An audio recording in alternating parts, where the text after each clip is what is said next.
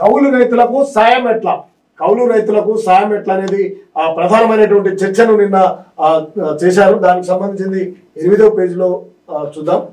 కౌలు రైతులకు సాయం ఎట్లా అనేది ప్రధానంగా ఇది ఎన్నికల ముందు కూడా జరిగింది.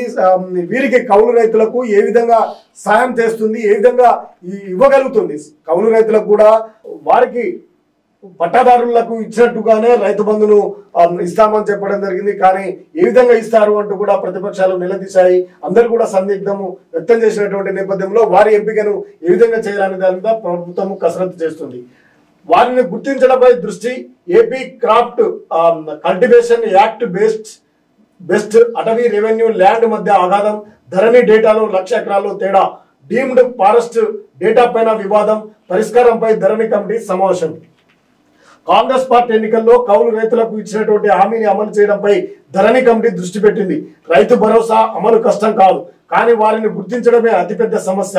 దీన్ని అధిగమించడానికి అవసరమైనటువంటి అంశాల పైన ధరణి కమిటీ చర్చించింది. శనివారం సచివాలయంలో 4వ సమావేశంలో వ్యవసాయ అటవీ గిరిజన సంక్షేమ శాఖ అధికారులతో కమిటీ సుదీర్ఘంగా సంప్రదింపులు జరిపింది.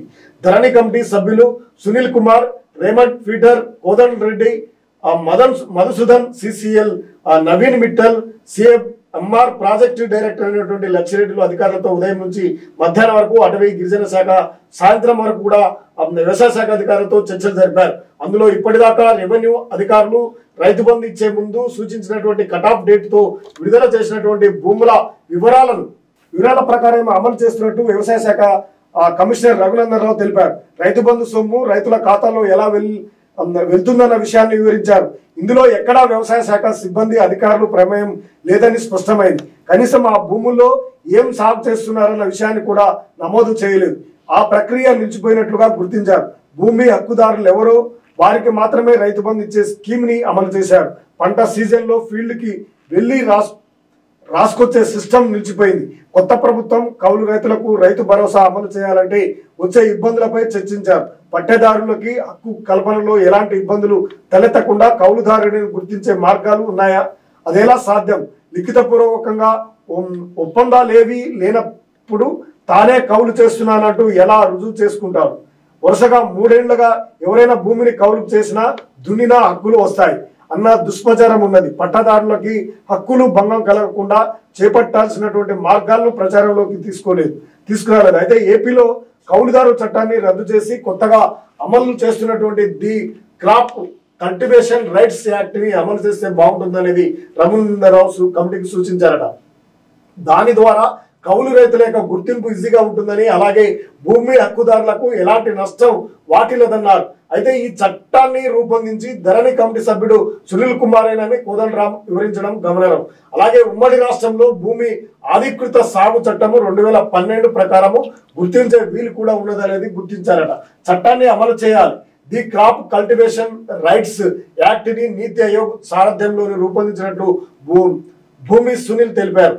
అన్ని రాష్ట్రాలు దీనిపై అవగాహన కల్పించాలన్నారు. తెలంగాణ నుంచి అప్పటి రెవెన్యూ మంత్రి అయినటువంటి మహమూద్ అలీ హాజరై బాగుందని వెంటనే సీఎం కేసీఆర్ కి చెప్పి అమలు చేస్తానని చెప్పినట్లు గుర్తు చేశారు. అయితే దాని ప్రస్తావన లేకుండా చేశారు.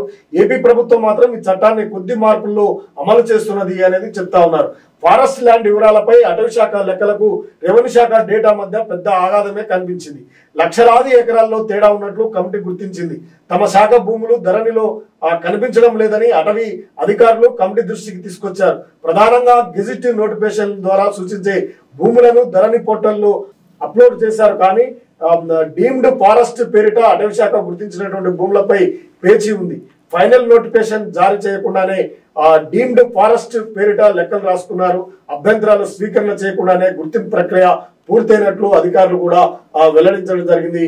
అనేక మంది అటవీ శాఖకు రెవెన్యూ శాఖకు సంబంధించినటువంటి భూముల వివరాలు కూడా ఎక్కడ కూడా కనిపించడం లేదట. ఎక్కడ లక్షల ఎకరాల తేడాలు కనిపిస్తున్నటువంటి పరిస్థితి కనిపిస్తా ఉంది. ఏదేమైనప్పటికీ రైతులకు ఏ విధంగా కౌలు రైతులకు సాయాన్ని అందించాలనే దాని మీదనే కసరత్తు చేస్తా ఉంది రాష్ట్ర ప్రభుత్వం.